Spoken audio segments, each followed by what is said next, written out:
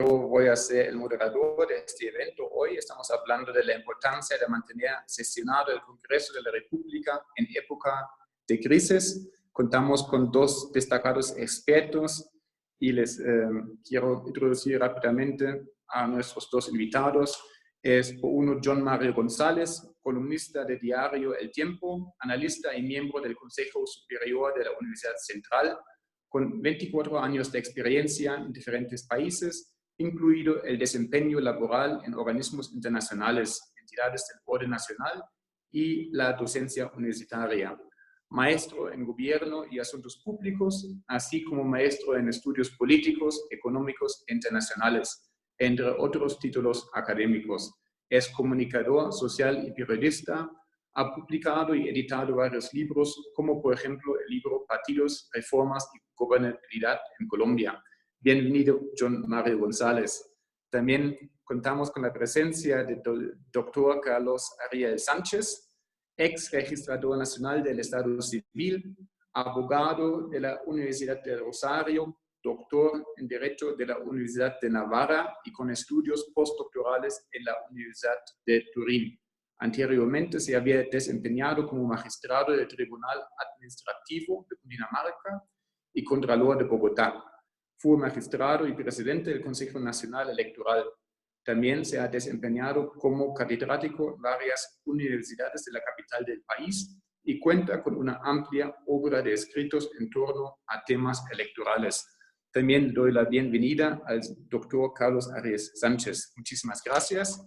Ya empezamos con las dos presentaciones y después ustedes van a tener la ocasión de hacer preguntas y vamos a conducir un debate. Así que le doy la palabra a John Mario. Bueno, muchas gracias a Estefan, a María Francisca, a Laura por la invitación de la Fundación Konrad Adenauer para esta charla. Y muchas gracias a todos los participantes. Creo que es una coyuntura muy importante la que estamos viviendo. Como es poco el tiempo, entonces yo iniciaría. Yo creo que primero enmarquemos un poco lo que se está viviendo en Colombia. Yo diría que lo que está sucediendo, y para hacer la lectura de la importancia del Congreso en tiempos de pandemia o en tiempos de coronavirus, habría que remontarse un poco al inicio, digamos, del parlamentarismo inglés, cuando John Locke hizo en su tratado sobre el gobierno civil una disección acerca no solamente de la necesaria división de los poderes, sino que en ocasiones se requiere, toda vez que el legislativo es muy lento, entonces se requiere de una concentración en quien representa, digamos, el monarca o el presidente o el poder ejecutivo. Es decir, desde los inicios mismos del constitucionalismo, nos damos cuenta un poco de que las sociedades por naturaleza requieren una concentración del poder en tiempo de crisis. Lo mismo sucedió en Estados Unidos cuando James Madison, en el Federalista, uno de los padres fundadores de Estados Unidos, hizo el planteamiento también en el Federalista, ya lo decía. Esto fue fundamentalmente para efectos de tiempos de sección, pero digamos provocado por razones de guerra. Digamos. Y eso fue, como todos sabemos, el presidencialismo latinoamericano, a diferencia del parlamentarismo europeo, pues tiene orígenes o bebe fundamentalmente del presidencialismo estadounidense. Así las cosas, que lo que estamos viendo de alguna manera no es novedad. Sí es novedad en la naturaleza misma de la crisis y del estado de excepción, pero no en el estado mismo.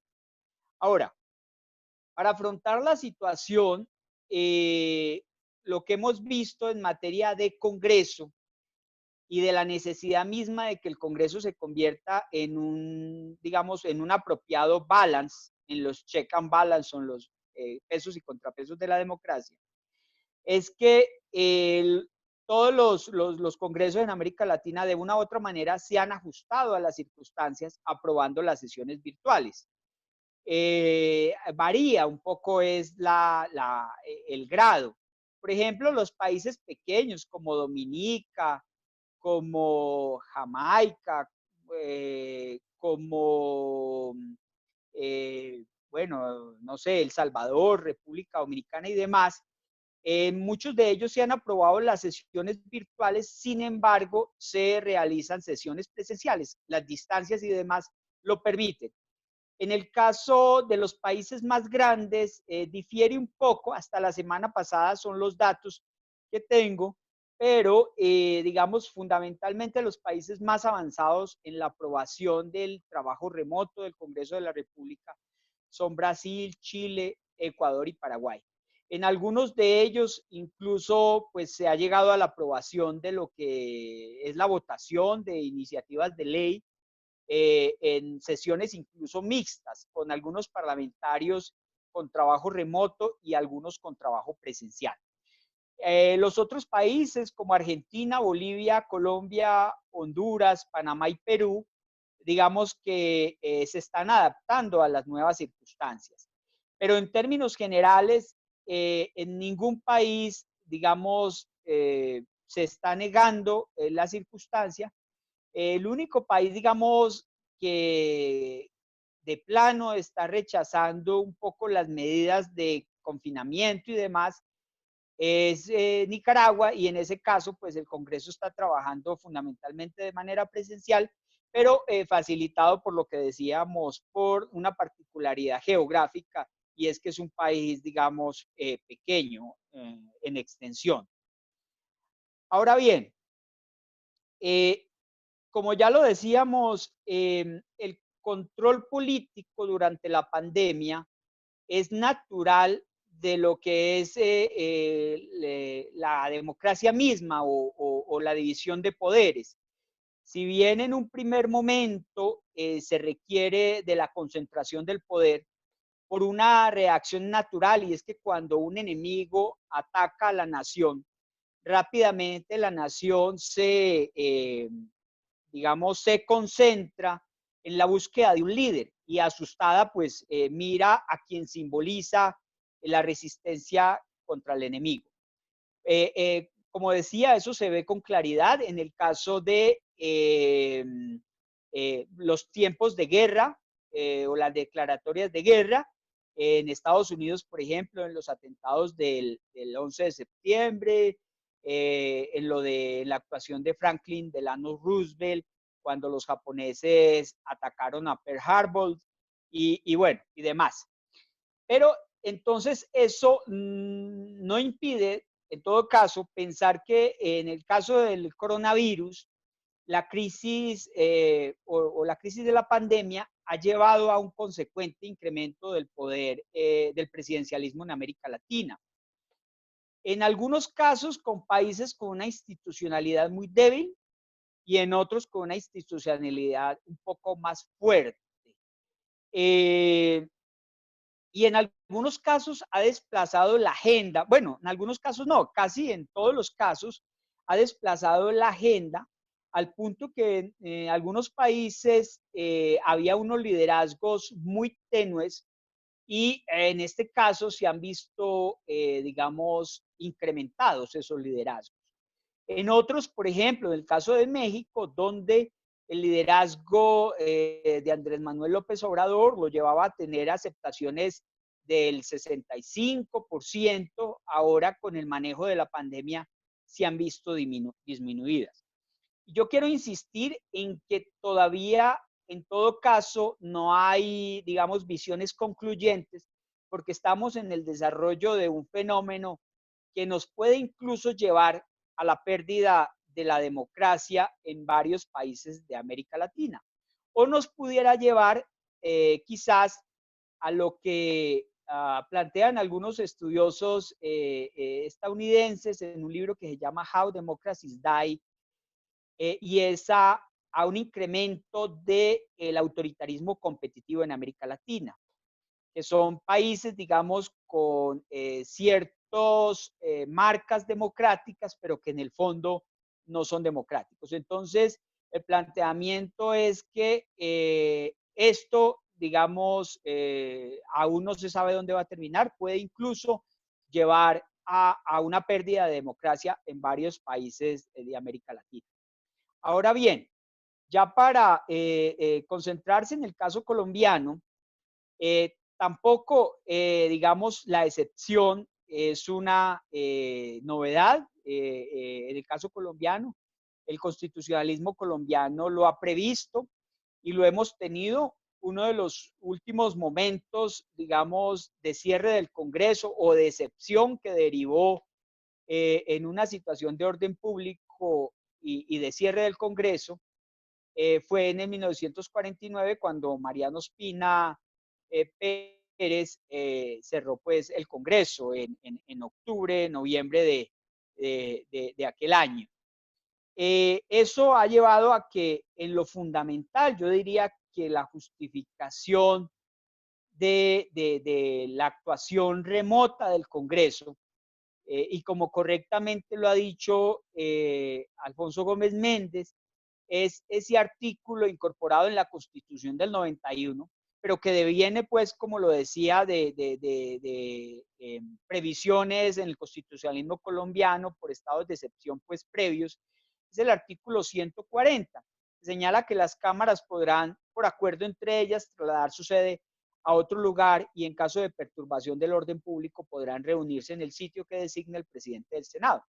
Si bien en 1991 pues no existía internet como tal o de manera pues masiva, eh, eh, solamente digamos usos militares en Estados Unidos, de todas maneras una interpretación teleológica facilitaría que la Corte Constitucional avalara no solamente el control político, tanto la actuación del Congreso, el control político, como la votación incluso de proyectos de ley o de reforma constitucional. Ahora pues vamos a ver un poco eso, digamos, porque una cosa es lo jurídico y otra lo político.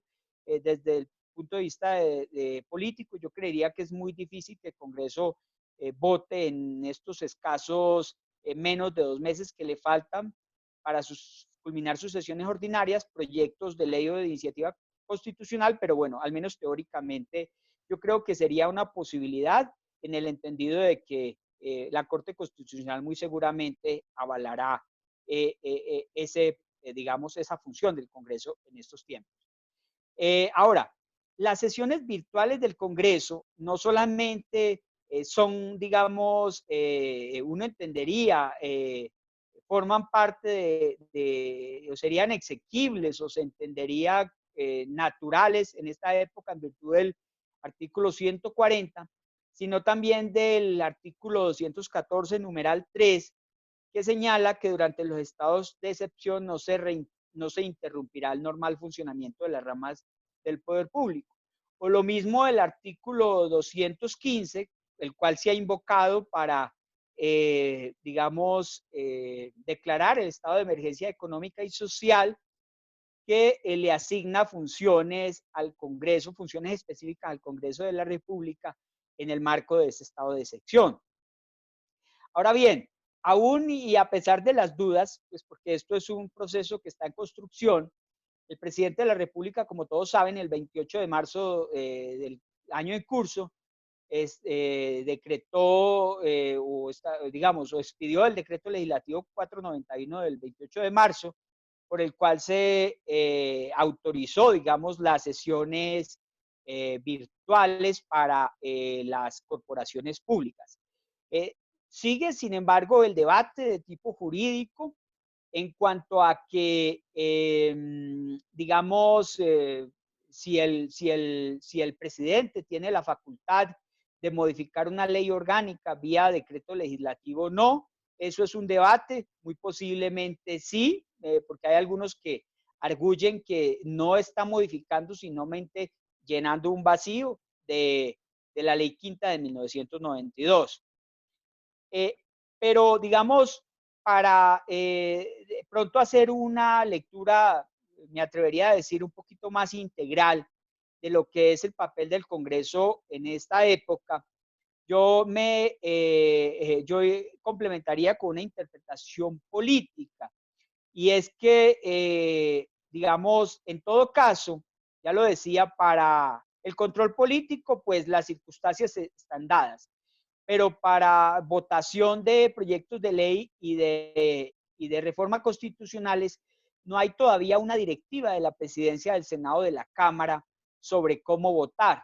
No se han brindado precisiones sobre los mecanismos de control del quórum, de las votaciones y el cumplimiento de los protocolos de seguridad. Y aunque eso suceda en las semanas por venir, ya lo decía, el tiempo se agota para un periodo de una legislatura que es, digamos, la más corta. Ahora, desde el punto de vista político, el control político puede derivar en unas actuaciones muy importantes del Congreso de la República o muy tenues, pero digamos que la materia prima allí está dada para que el Congreso, a partir de ya sería de la próxima semana o de la presente, haga un control político, pues incluso contundente. Yo diría que este control político, sin embargo, no hay que desligarlo del apoyo de la opinión pública a la actuación del presidente. Esto en el fondo es un tema de naturaleza política. Si el presidente tuviera un desempeño, digamos, cuestionable desde el punto de vista de la opinión pública, yo diría que el papel del Congreso toma relieve. Ya lo decíamos que en situaciones de crisis, en un primer momento, el poder presidencial tiende a concentrarse, pero en un segundo momento, en un movimiento de péndulo, tiende a girar también hacia, a regresar un poco el poder al Congreso. Y es allí donde yo digo que el papel del Congreso pudiera verse con gran relieve. Hay muchos temas, ya lo vimos en el decreto 558 del 15 de abril sobre el tema de pensiones. Muchos han cuestionado por qué el gobierno decidió el traslado de los fondos privados de pensiones a de los fondos privados de pensiones a, a Colpensiones, si eso implicará, digamos, una erogación del gasto, digamos, de los recursos públicos en favor de lo que debería ser la erogación de los privados. También está todo el tema de la banca. Yo diría que no hay que olvidar que posiblemente en estas circunstancias también se buscan chivos expiatorios o quizás respuestas fáciles que son en el fondo muy complejas. Pero, digamos, no quiero advertir que de pronto el desempeño de la banca no haya sido bueno, posiblemente no ha sido el deseable. Entonces allí hay un punto donde muy seguramente el Congreso enfocará. Ya lo vimos ayer en la sesión, digamos, informal de la Comisión Primera del Senado de la República, en donde se invitó al presidente de Asobancaria. Sin embargo, allí también se vio un poco lo que ha sido un problema del Congreso de la República y es la poca, digamos, capacidad técnica en algunos casos. Porque yo lo decía, son temas muy complejos. Todos estos decretos legislativos, en muchos casos, nada más en el tema financiero, implican materias sumamente complejas en donde no basta con una enunciación, digamos, tipo populista o muy política, cuando el fundamento técnico es escaso. Y ahí, por ejemplo, en este tema de la banca, no es fácil, digamos, el control político. Entonces yo creo que para hacer una disección o nuevo énfasis, es que la tarea de control de parte del Congreso se va a ver posiblemente socavada en la complejidad misma de las materias que se están tratando y de las rapidez mismas con las que hay que actuar. Por último, no sé cuántos minutos llevo, Estefan. Perdón. 2 más. Ok. O 1. Perfecto. En los estados de sección, ya lo decíamos, en la Constitución del 91, bien los prevé. Uno es el de estado de guerra exterior, que está previsto en el artículo 212. Está el artículo, el de la conmoción interior. El primero, por fortuna, pues el de guerra exterior, pues no ha sido muy usado en tiempos recientes en Colombia, por lo menos desde la Constitución del 91. El artículo 213 de conmoción interior, pues ha sido, ese sí, muy usado. Y también está el de emergencia económica y social. Es muy interesante cómo el constituyente del 91 señaló que cuando sobrevengan hechos distintos de los previstos en los artículos 2.2 y 2.13 que perturben o amenacen perturbar en forma grave e inminente el orden económico, social y ecológico.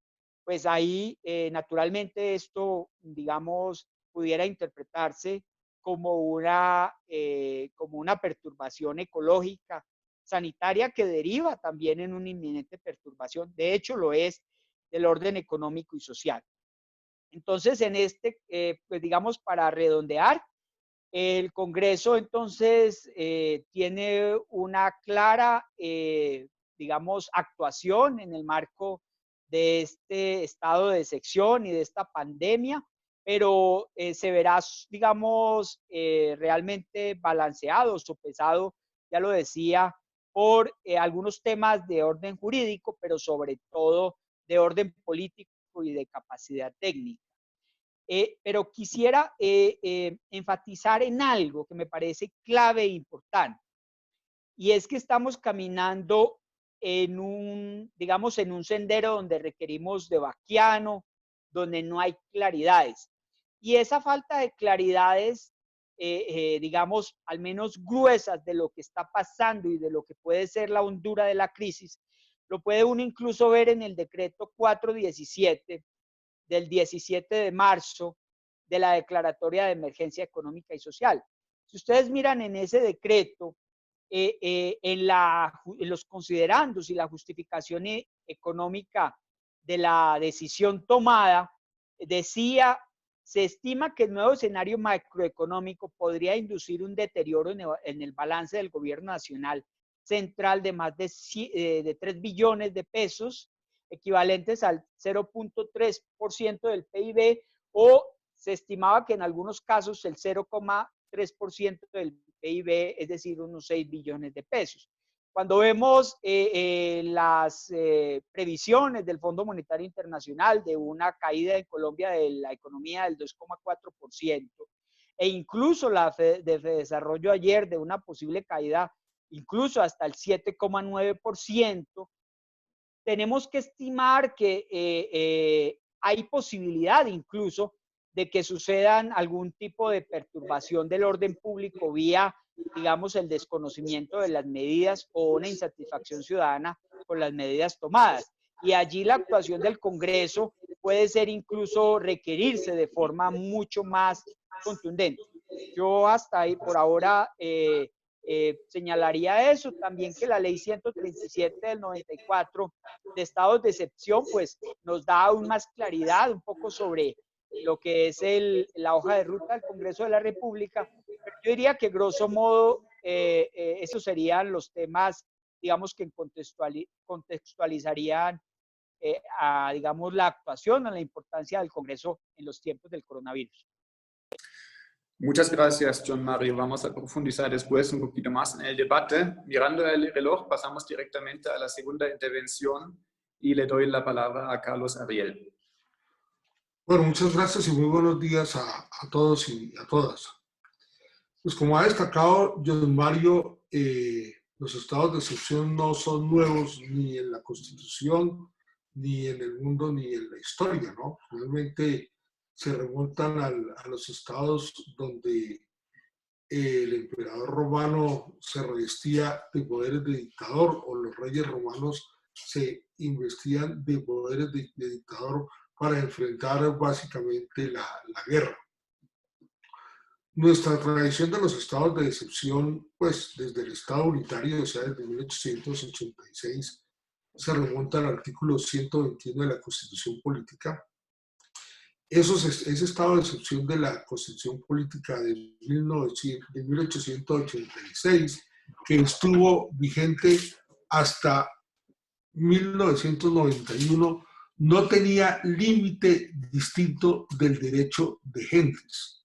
Es decir, esa era la expresión que venía desde todas las épocas históricas del estado de guerra, y el único control era el derecho de gentes, y además podían expedir legislación que seguía vigente hasta tanto y cuanto el Congreso no la modificara, pero en todo caso eso no se presentó y hubo, yo creo que todavía debe haber uno que otro decreto de estado de excepción, de estado de sitio, que está vigente. De manera pues que en el año ya en 1968, por iniciativa del doctor López Michelsen, se creó el estado de emergencia económica, que después en la Constitución del 91 se amplió a estado de emergencia económica, ecológica y social. Se le dio mucho más amplitud porque indudablemente los orígenes de las emergencias no son estrictamente económicas. Ya estando, por lo tanto, bajo la vigencia de la Constitución de 1991, ha habido por lo menos unos muy importantes estados de emergencia económica. Tuvimos el más significativo de los que anteceden este problema desde el punto de vista de la gravedad del tema fue la emergencia económica que en el año de 1998-1999 decretó el presidente Andrés Pastrana, básicamente para atender los problemas financieros internos que se habían presentado, digamos, con el encarecimiento de la deuda colombiana por que la crisis financiera subió los intereses en el mundo y hubo que recurrir al Fondo Monetario Internacional como se está o se piensa, bueno, ya se ha recurrido, pero todavía no se han desembolsado los recursos. El Fondo Monetario Internacional en esa época puso unas condiciones muy estrictas, básicamente cambiar el balance financiero de las relaciones sector central, o sea, la nación con los departamentos y los municipios, porque consideraba que si no se hacían unas cirugías y evitar el desangre de los recursos en las entidades territoriales, pues seguramente no iba a haber dinero para organizar las finanzas y básicamente responder a los criterios financieros de orden fiscal que tenía el Fondo Monetario Internacional. Esa es como el antecedente más serio que hay. Después hubo algunas otras emergencias, pero originadas por cosas, fenómenos de naturaleza, el fenómeno de la niña, el fenómeno del niño primero, como año 2010, luego el fenómeno de la niña en el año 2011, pero todas estas eran unas medidas pues, que simplemente incluso con recursos internos podían tomarse. Ya de nuevo viene la situación grave, es con esta emergencia de origen, digamos, sanitario, pero la medida en que es un virus y una pandemia, no solamente cubre el país, sino cubre es básicamente mundial, pues no sé, más de la tercera parte de la población mundial está confinada, lo que tiene no solamente impactos financieros, que fueron los que se amainaron con la emergencia económica de 1998-1999, sino realmente esto sí tiene efectos económicos profundos porque atacan directamente al aparato productivo. Esto de que ataque directamente el aparato productivo, porque si la gente no trabaja, pues no hay producción, solo hay un consumo reducido y aparte de eso, pues el mundo en general se ha ido paralizando. Cada día, digamos, la situación económica mundial es como más seria. Está el tema del precio del petróleo, de la recesión en muchas economías del mundo, en otras de crecimiento económico. Nosotros realmente solamente desde el año 99 no tenemos un decrecimiento económico, es decir, no solamente una situación de recesión, sino una situación donde el crecimiento fue negativo como consecuencia de la crisis financiera, y esos son los pronósticos para este año. Entonces, pues como se ve, esto es una situación inédita, una emergencia económica de estas características es inédita. Por lo tanto, los controles de estas medidas de emergencia son de dos tipos. Son unos controles jurídicos que están en cabeza de la Corte Constitucional y en cabeza del Consejo de Estado, y unos controles políticos que están en cabeza del Congreso de la República. Aquí hay una situación, pues, digamos, que llama la atención. Si bien es cierto que es el decreto 417, sí, del 17 de marzo, el que decreta el estado de emergencia económica y social, antes de esos decretos, 2 días antes, estuvo el decreto 414, el decreto 415, y esos sí no fueron decretos que dictó el presidente después de la emergencia económica, sino antes. Ya se habían tomado unas medidas de orden sanitario, de orden a la salud pública, de manera que esos son unos actos administrativos.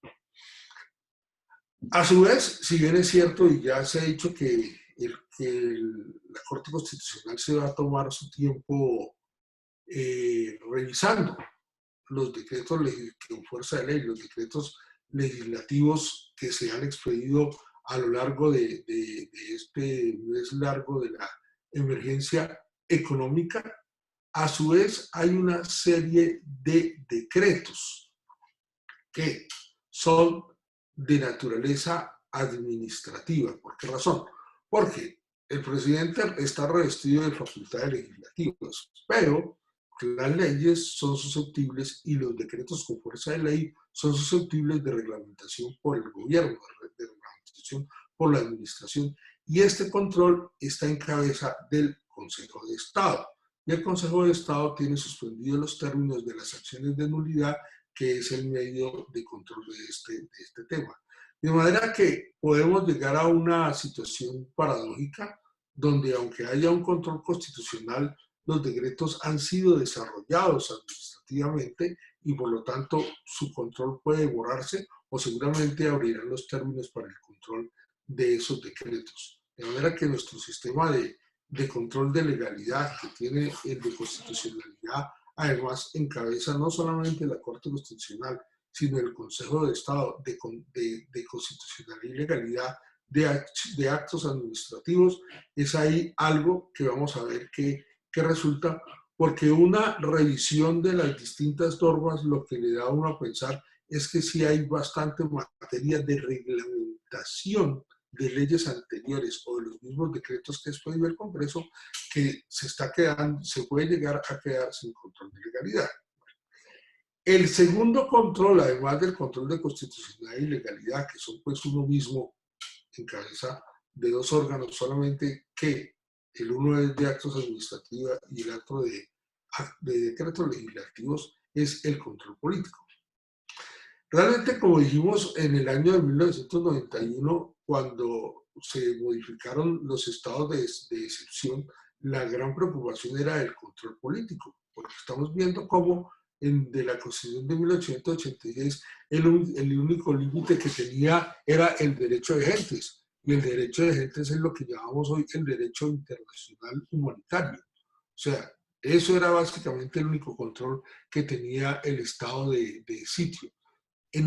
Con el estado de sitio dictaron toda clase de medidas de carácter económico, de carácter financiero, de carácter laboral, de carácter cambiario. Todo lo que nos podamos imaginar fue dictado, fue expedido a través de esas medidas. Por eso ya se pidió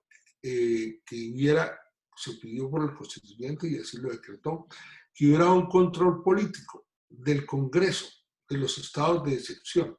Y todos estos estados de emergencia, yo hice una revisión de prácticamente todos, el Ejecutivo ha cumplido con el deber que tiene de informar al Congreso del uso de las facultades de los estados de excepción.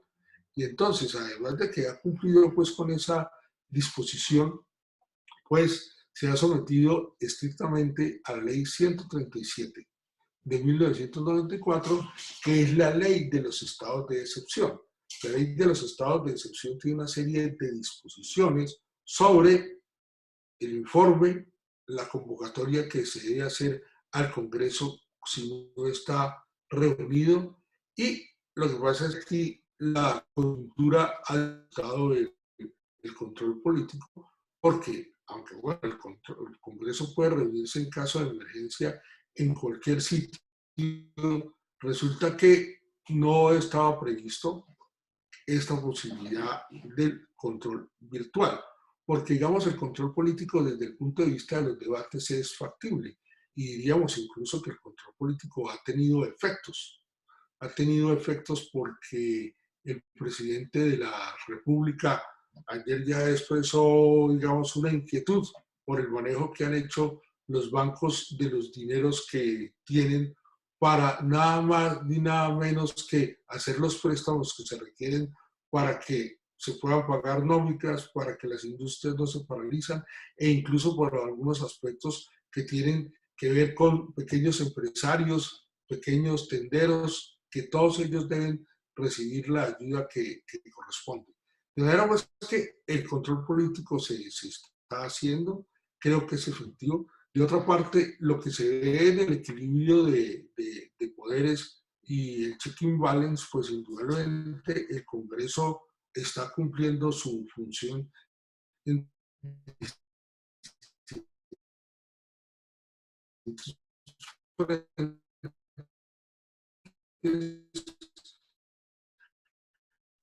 las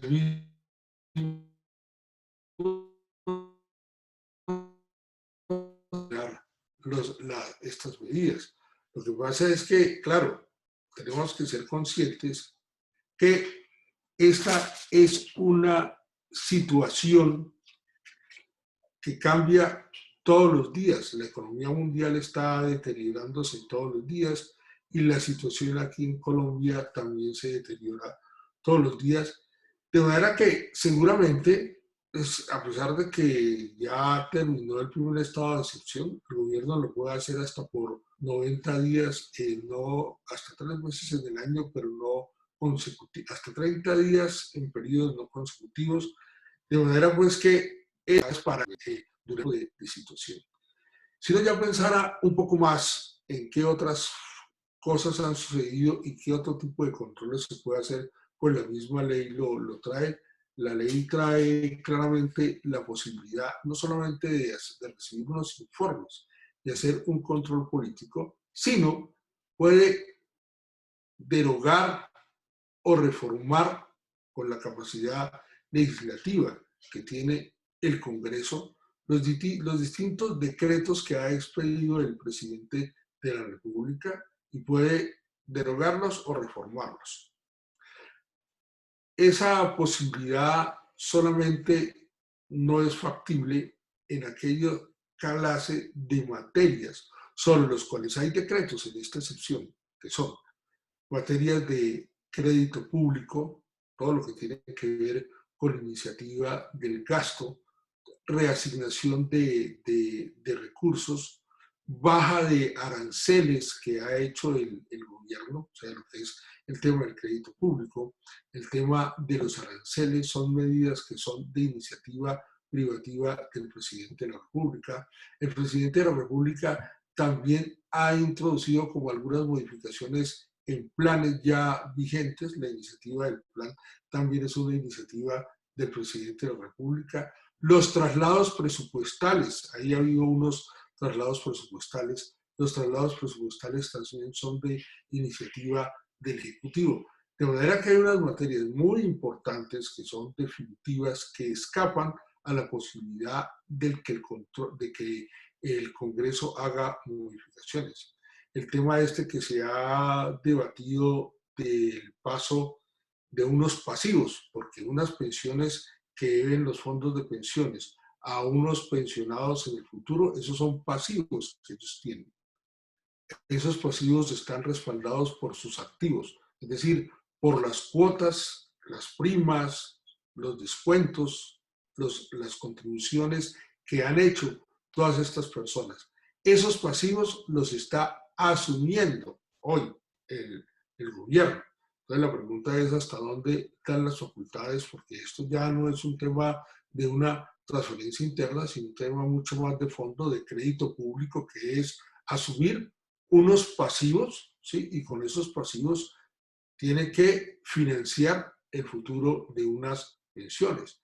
Yo incluso diría que se han visto muchas cuestiones que estaban planteadas tanto en la reforma tributaria del año 2018, que fue declarada inexequible por la Corte, como en la reforma del 2019, como por ejemplo el tema de la devolución del IVA a los estratos 1 y 2. Eso es un tema que lo hemos visto que está funcionando.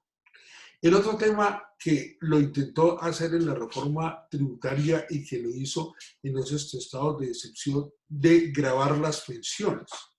En la reforma tributaria, tanto en la del año 18 como en la del año 20, o sea, la primera que se cayó y la segunda, digamos, que fue la ley que es la ley de crecimiento económico, ese tema también es un tema delicado porque las pensiones pues, finalmente no habían podido ser grabadas. Entonces, ese es otro tema que va a ser materia de debate porque ya el Congreso lo había negado en los trámites de estas leyes fiscales, tributarias, y ahora lo volvieron a hacer. Hay así, por lo tanto, una serie de temas que ahí están pendientes para que haya la posibilidad de control político, y va a ser un tema muy de fondo porque en realidad uno diría que lo que ha reflejado en mi perspectiva ya más amplia es que el gobierno pues profundizó en su modelo económico, en su concepción de que pues, finalmente hay que utilizar el sector privado, los bancos, todo esto, pero esto llegó el momento ya en que la concepción política e ideológica que tiene el gobierno, digo el gobierno porque hay ministros muy conocidos por sus posiciones neoliberales, porque han trabajado en el gobierno, en los gobiernos de Uribe, de manera pues que se sabe cuáles son las medidas, pero estas medidas diría uno que ya se están agotando, y entonces mi opinión es que el control político debe destacar estos aspectos de, bueno, para dónde es que nos lleva el gobierno, porque estas medidas dentro de su concepción ideológica están agotadas en todo el mundo, pues están diciendo, bueno, ya esto no funciona con las recetas neoliberales, entonces todo el mundo habla de recetas keynesianas, pero esto es pero nosotros llevamos como 30 años, todo lo que es la Constitución del 91, sin nada de Keynes. Aquí todo es el mercado.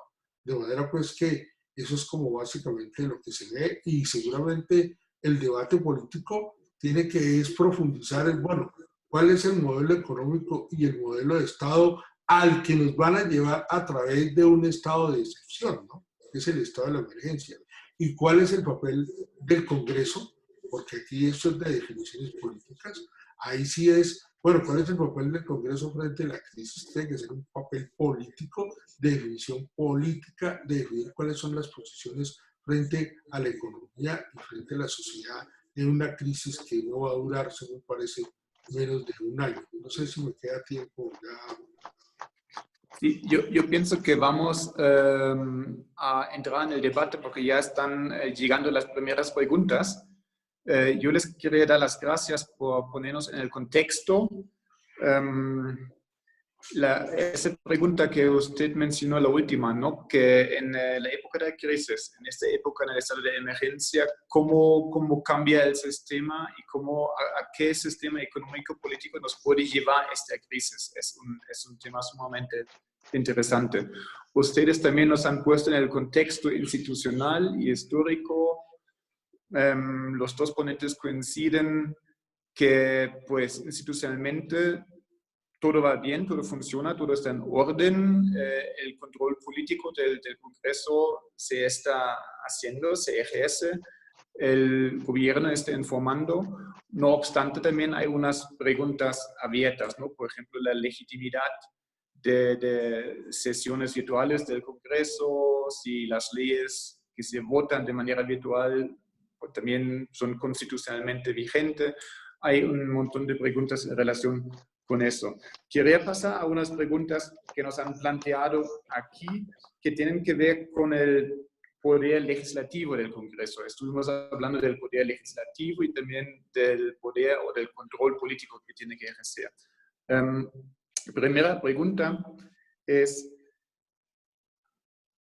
teniendo en cuenta que la vigencia del estado de emergencia ya expiró y con ello se eliminó la posibilidad de que el presidente expida decretos con fuerza de ley, ¿existen alternativas dentro del marco reglamentario de la ley quinta para que el Congreso legisle mientras sesiona virtualmente?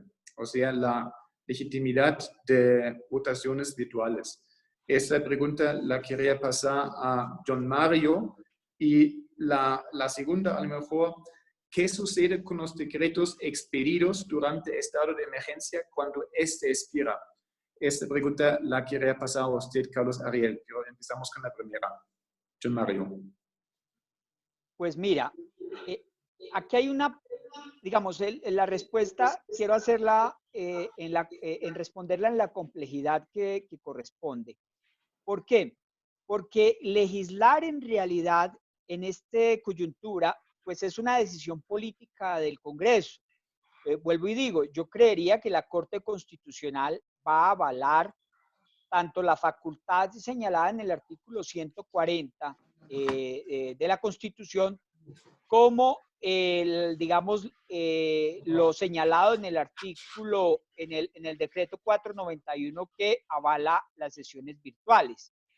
Lo que pasa es que legislar en esta coyuntura no solamente se deriva, digamos, de un factor jurídico, sino hay varios otros que tener en cuenta. Uno, ya lo decía, faltan ya menos de 2 meses para culminar la legislatura. Dos, a decir verdad, esta situación le ha venido al gobierno como anillo al dedo porque el gobierno realmente no tenía claridad de cuál iba a ser la agenda legislativa que iba a presentar al Congreso el 16 de marzo. Había anunciado unas cosas, sí, pero los proyectos no los tenía claros. Entonces, si eso sucede, pues menos ahora cuando la agenda toda se ha desplazado. Es decir, que está la facultad del Congreso, como decía Carlos Ariel, de señalar en el artículo 215 y en la ley 137 de estados de sección, de reformar, derogar o adicionar los decretos legislativos que dicte el gobierno durante dicho estado. Eso, pues, muy posible, inicia el Congreso ahora esa discusión. Creería que tampoco esa facultad es por un año. Pero incluso ahí yo creo que no hay mucha claridad porque dice en ese acápite que en aquellas materias que ordinariamente son de iniciativa gubernamental, lo cual incluso pudiera incluir algunos temas, digamos, de orden económico, como ha sucedido con los decretos legislativos. Pero yo diría que la sin salida es un poco más compleja, o la dificultad es un poco más compleja. Perdón, lo primero que diría es, yo no creo que en esto que falta, el gobierno vaya a aprobar, el Congreso vaya a legislar propiamente dicho. Incluso muchos proyectos que tuvieron 1 o 2 debates en la legislatura pasada y que si no tienen ahora y que no son aprobados ahora, pues morirían, pues van a morir. Ahora, en la agenda legislativa represada tampoco hay muchas cosas, yo diría, muy sustantivas. Hay unos temas de la JEP, pero en realidad no temas vitales. Pero lo diría, la sin salida hay que pensarla en los siguientes términos. O más bien, uno de los elementos que yo pensaría van a ser problemáticos, incluso aún, y si el gobierno vuelve a dictar un estado de emergencia económica y social o uno de conmoción interior. Y es que el artículo 215 de la Constitución dice, El gobierno no podrá desmejorar los derechos sociales de los trabajadores mediante los decretos contemplados en este artículo. Es decir, que bajo el estado de emergencia económica y social o de conmoción interior no se puede hacer eso.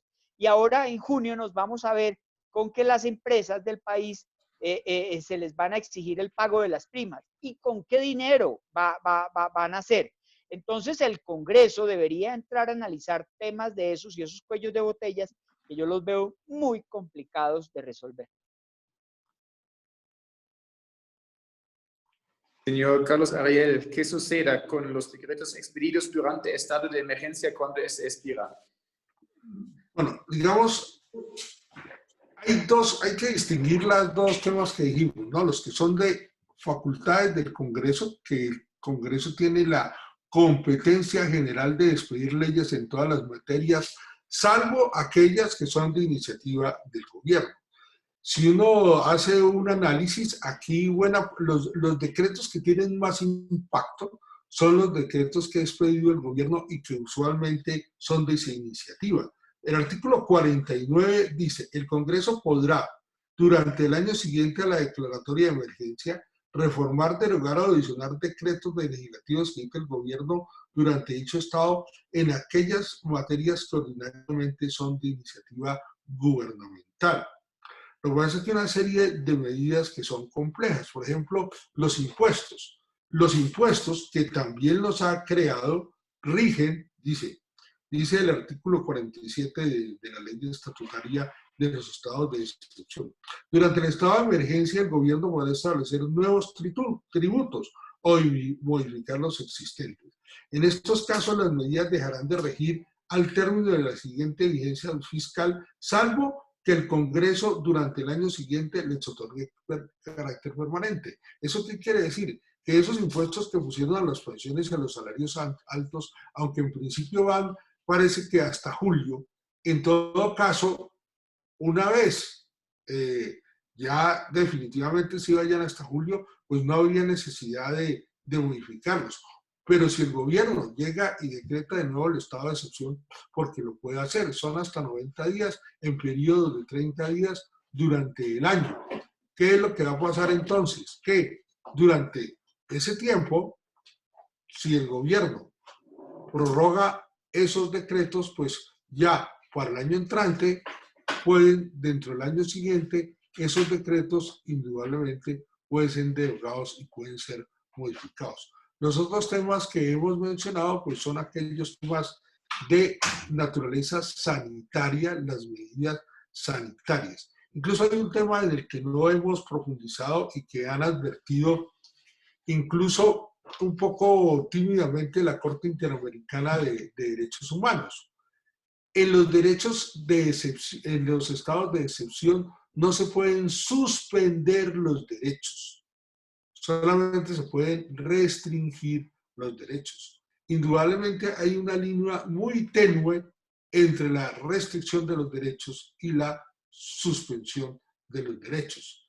Si determinadas circunstancias, como el confinamiento, pierden la razonabilidad, es decir, la relación causa-fin, que es lo que estudian siempre cuando se miran los estados de excepción, ¿no?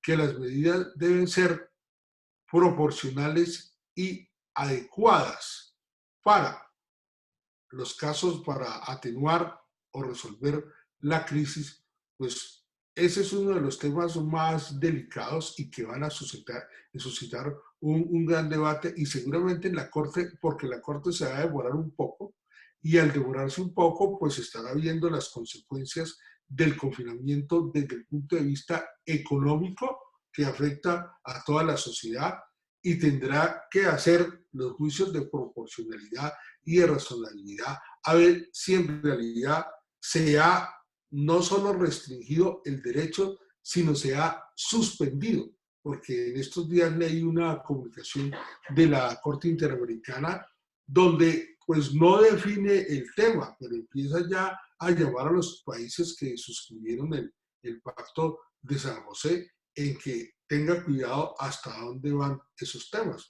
Porque además, bueno, si ya uno fuera estrictamente un jurista, uno diría las medidas que se tomaron de confinamiento y de previos, son todas medidas de carácter policivo. Las medidas sanitarias que toman los alcaldes, las medidas sanitarias que toma el gobierno son típicas facultades de policía administrativa. No son de orden legal, no son de policía administrativa. De manera que el otro gran debate es, bueno, ¿y cuál es el alcance de esas facultades de policía administrativa? Porque además muchos alcaldes y muchos gobernadores hablan es en el imperativo. ¿Sí me explico? El tiempo del verbo que utilizan es solo imperativo. Entonces ahí es donde uno dice, bueno, ¿y esto cómo es que es la cuestión? Hay una razonabilidad y se pueden restringir los derechos de manera razonable. Pero lo que no se pueden es suspender, y eso ya lo advirtió, creo que la semana pasada, la Corte Interamericana. Yo vi todo un comunicado donde hace una reflexión sobre eso a los gobiernos.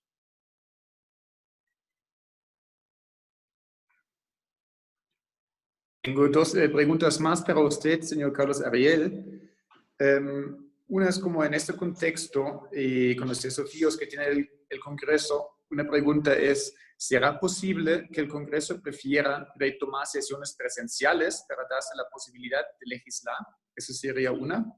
Y la segunda es, ¿qué reformas urgentes se requieren para adaptar la ley quinta que permitan que para que este caso, de cara al futuro, los congresistas puedan cumplir con sus funciones y preservar el equilibrio de poderes en el contexto como el actual? Bueno, empecemos por la, digamos, más fácil, que es la del artículo 151 de la Constitución. El reglamento del Congreso es una ley orgánica, y la ley orgánica requiere de aprobación, y la ley orgánica requiere de unos de los debates, y en esos debates debe obtenerse la mayoría absoluta de los miembros de una u otra cámara. O sea, es una ley muy exigente, ¿no? Requiere en sus debates siempre la mayoría absoluta de los miembros de una u otra cámara. De manera que eso podría ser demorado, eso sin entrar a considerar lo que ha dicho aquí el doctor John Mario, que en todo caso la legislatura ya está prácticamente muy avanzada. El segundo tema es el tema que eso se requeriría para introducir el elemento virtual en los debates. El segundo tema, eso ya es mi opinión, si en algún momento, digamos así, pueden disminuir la intensidad de las medidas sanitarias, que son las que nos tienen confinados, las que han cerrado los vuelos, los que tienen, digamos, suspendido muchas vías incluso. O sea, lo que pasa es que aquí este país se ha vuelto hasta casi ya un estado federal. En algunos municipios no dejan entrar a personas extrañas, es decir, a forasteros no dejan entrar. De manera pues que si en un momento dado eso se regula y se ve que es factible, yo pienso que lo ideal sí es que se reúna el Congreso. Seguramente por las mismas medidas sanitarias y del aislamiento que se requiere, ¿no? De los 2 metros entre las personas y esto, pues no se podrán reunir en el Congreso, porque el Congreso está diseñado, incluso yo creo que para menos personas que las que actualmente sesionan ahí. Pero no cabe duda que si adaptaron el Coliseo de ferias, o sea, Corferias, ¿sí? Para que haya, no sé, creo que 5.000 camas, que eso es un sitio de multiusos, ¿no? O sea, hay ferias de ganado, ferias de exposición, ferias industriales, ahí es un puesto de votación el más grande que hay en el país. Pues nada impide que haya otros recintos aquí en Bogotá mismo, hay frente a la feria, hay unos recintos que hizo la Cámara de Comercio grandísimos por 400, 500 personas, donde se pueden llevar las medidas sanitarias y hacer cumplir la norma de la Constitución que dice que se pueden reunir en cualquier sitio en circunstancias de emergencia como son estas. Es decir, yo pienso que ya va a llegar el momento en que la gravedad del asunto requerirá que el mismo presidente, ¿sí?, por la legitimidad de las medidas, por la fuerza o profundidad que puedan tener esas medidas, requiere que el Congreso haga un control político, sea para que diga sí, o sea para que diga no, sea para que se tomen las reformas que haya que hacer, porque pues está muy bien lo virtual, porque de nada a algo es mejor algo, pero aquí es de algo a lo que legalmente se puede hacer, y eso es lo ideal, porque esto hay que hacerlo con todas las formalidades del caso. Este es un país ultra legalista. Eso sí, aquí la mayoría de las cosas, lo primero que se observa es la forma. Eso no se nos debe olvidar. Esta es nuestra tradición. Luego, hay que seguir nuestra tradición para evitar todos esos problemas en el futuro y la posibilidad, de hecho, nadie puede decir que no hay donde reunirse en Bogotá o en cualquier otra ciudad del país que puedan tener 3 metros de distancia una persona de otra. Eh,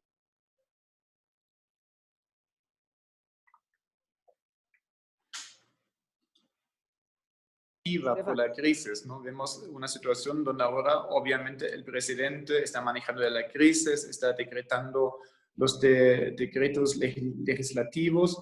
¿Usted qué piensa? Que cuando el Congreso ahora pues retoma las sesiones, se va a centrar más en discutir los decretos legislativos de la presidencia y a lo mejor cambiar algunos? ¿O van a retomar como una agenda legislativa de otros temas que pues tenemos también pendiente?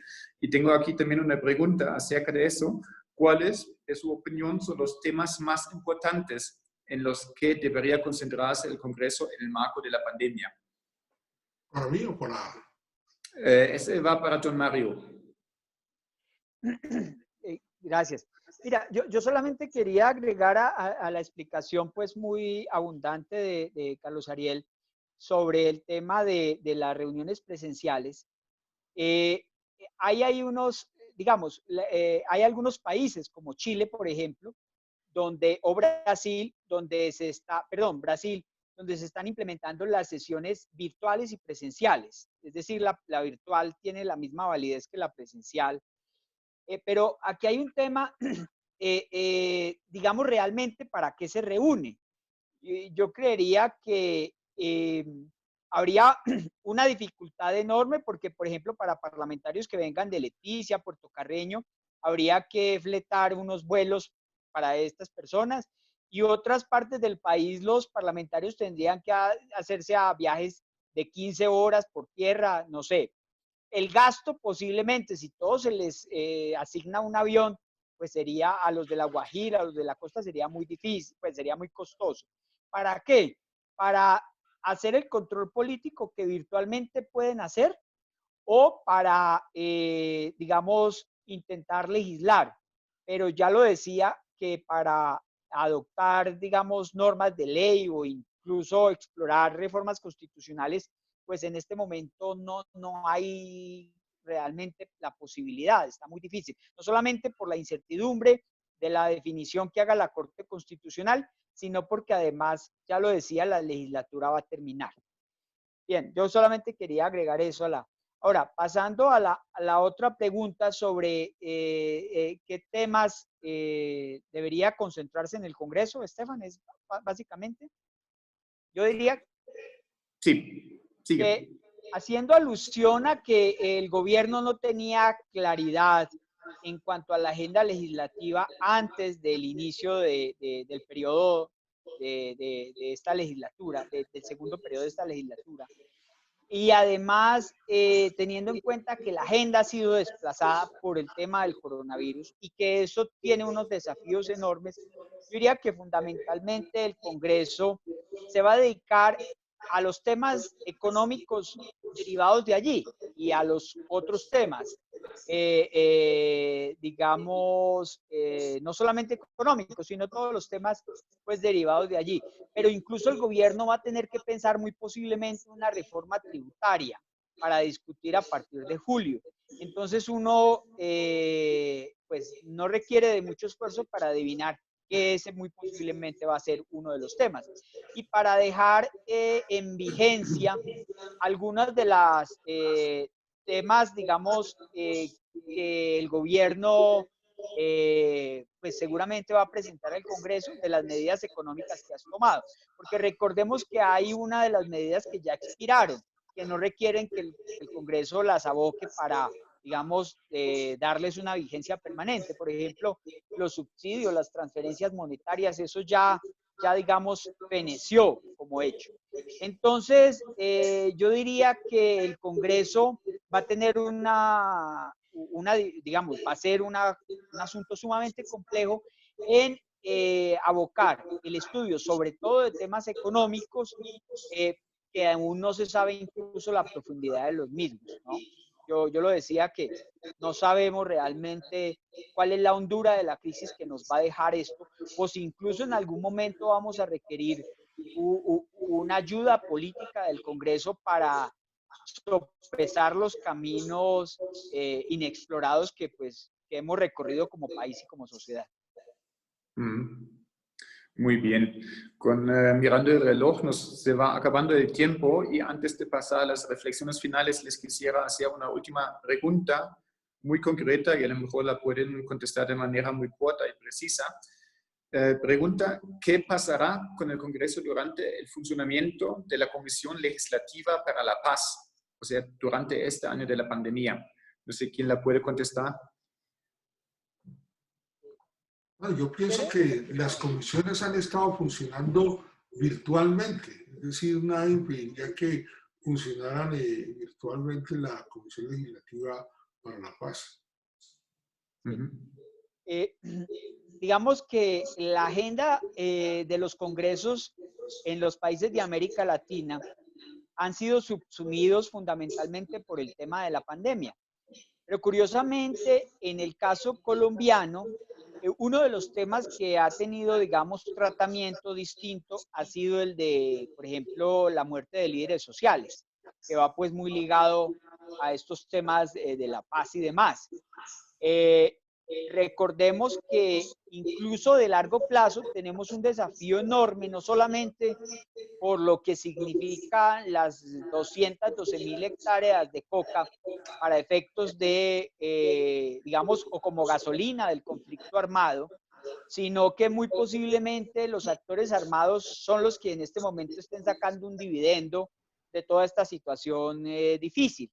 Entonces, pues, obvio el tema de la paz va a tener, digamos, o va a ser muy posiblemente materia de discusión o debate, pero no hay que olvidar que en el Congreso hay unas actuaciones que más que el interés del país y de las medidas que se adopten en beneficio del país, pues son naturalmente algunos parlamentarios que no tienen otro discurso distinto más allá de los conocimientos que ellos tienen en temas de paz y van a querer que estos se ventilen a través del Congreso, pero en realidad los grandes temas de la pandemia tenderán a, digamos, a diluir un poco cualquier discusión sobre el tema de la paz, sobre todo porque el gobierno está intentando, digamos, proveer también ayudas, digamos, de emergencia a los desmovilizados y eso pues haría que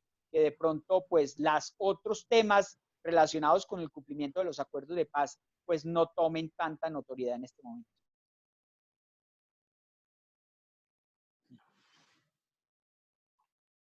Da como un espacio de unos pocos minutos, 3 a 5 minutos, para hacernos como una pequeña reflexión final y teniendo también en cuenta como considerando el equilibrio de las instituciones democráticas, la situación especial, el poder legislativo y la función de control político que tiene que ejercer el Congreso.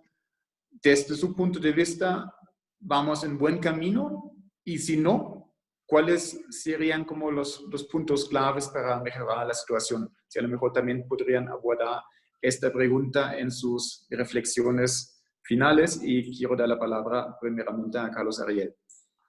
Bueno, yo pienso que apenas estamos iniciando el camino y lo que pasa es que como es una situación variante, ahí sí tocaría decir como el poeta, eso se hace camino al andar, es decir, no hay una manera de ver una luz hacia adelante, es decir, hacia adelante no se ve una luz. Luego el camino tiene que ir haciéndose y el camino pues en una democracia se hace democráticamente. Por lo tanto, es muy importante que tanto el papel del Congreso en su trabajo de leer los informes, hacer los debates, avance más adelante como son las inquietudes de quienes han hecho las preguntas para reunirse formalmente. Lo del transporte es lo de menos. Yo recuerdo que en una época, cuando tocaba ir a sitios muy remotos, la policía, eso sin contar el ejército, la policía tiene como unos Fokker y unos bandeirantes que son brasileros, no son de muchos puestos, pues seguramente pueden ser un horno crematorio porque como esos no se elevan mucho son bien calientes. Pero en todo caso, manera de movilizarse sí hay. Es decir, de eso sí de aquí arriba, hechas son 3 horas porque me consta, en uno de esos aviones. Pero en todo caso, sí hay manera de hecho, el país tiene manera de traer, con los recursos que tiene, de traer nada más ni nada menos que a su Congreso, ¿no? De manera pues que eso hay que profundizar eso, porque yo pienso que, como que dice, no diría que como dicen las medidas, los órganos sanitarios, la OMS, lo peor está por venir. Yo ahí sí diría que lo mejor, me refiero desde el punto de vista de la democracia, sí está por venir, porque pues total aquí hay unas instituciones que así hubieran sido un poco presionados por la opinión pública, empezaron a moverse. Y yo pienso que el gobierno es consciente que tiene que legitimarse, como lo ha venido haciendo precisamente el debate y en el debate parlamentario, que es muy importante.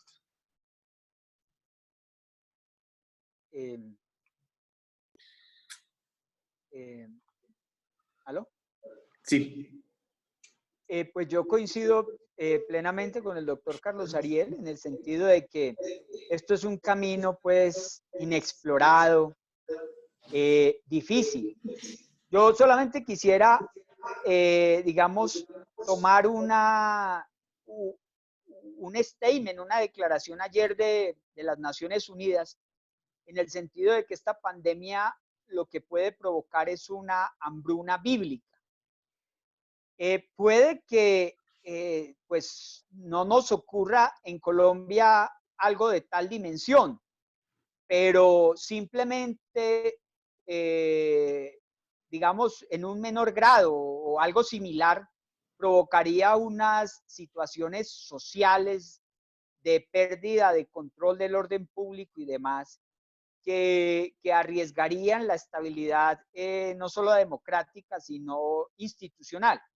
Entonces, en esa perspectiva, yo creo que el Congreso debería intentar visualizar todos los escenarios y cómo contribuir a ellos más allá de lo que es el factor, digamos, egoísta, natural, que le corresponde, digamos, o que, pues, que es natural a cualquier actuación de un congresista en cualquier parlamento del mundo.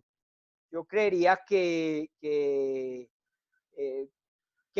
posiblemente el gobierno se vea en la necesidad de convocar al Congreso a sesiones extraordinarias, porque pues reformas constitucionales en este momento pues van a ser imposibles, pero por lo menos para el apoyo en medidas de, no sé, de un estado de conmoción interior y demás.